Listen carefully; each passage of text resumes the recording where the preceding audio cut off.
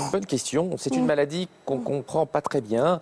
On sait quels sont les neurones qui sont responsables et les noyaux qu'il faut bloquer avec les électrodes, mais on ne connaît pas très bien la cause. Il y a une participation génétique très importante, mais on n'a pas encore retrouvé les variations génétiques qui en sont responsables. On a cru il y a quelques années qu'on avait trouvé, mais finalement, ça n'a pas été confirmé par les études ultérieures.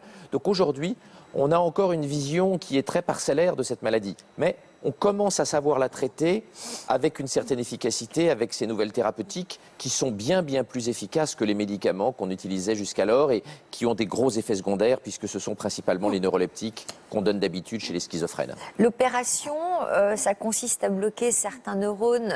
C'est à chaque fois différent selon les patients, selon les tics développés par les patients, ou c'est toujours les mêmes systèmes? Le réglage des impulsions dépend du malade, est personnalisé en fonction du malade parce que le médecin a accès à un petit boîtier de commande et peut modifier le réglage des impulsions, la durée des impulsions, la fréquence des impulsions. Mais c'est toujours dans la même zone.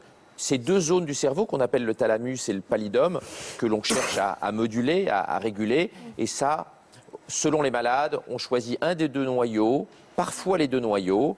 Cela dépend des indications, mais là c'est extrêmement spécialisé et c'est difficile à résumer en Pourquoi il y a quelques mots. si peu de gens opérés?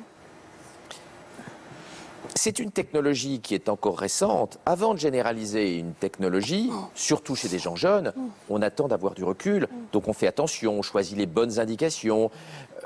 Le malade le plus ancien est de 99, donc on a 15-16 ans de recul. On n'a pas 50 ans de recul. Donc on y va doucement.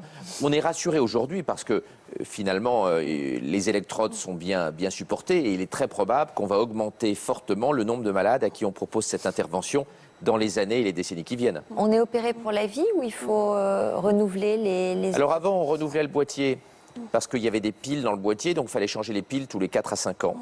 Aujourd'hui, et c'est le cas de cette patiente, on a la possibilité d'avoir comme le chargement des montres, un chargement à distance, par induction, par effet Tesla. Et donc on met une petite ceinture qui va recharger la pile sans qu'on ait besoin d'ouvrir pour changer la pile tous les 4 ans, ce qui n'est pas très rigolo.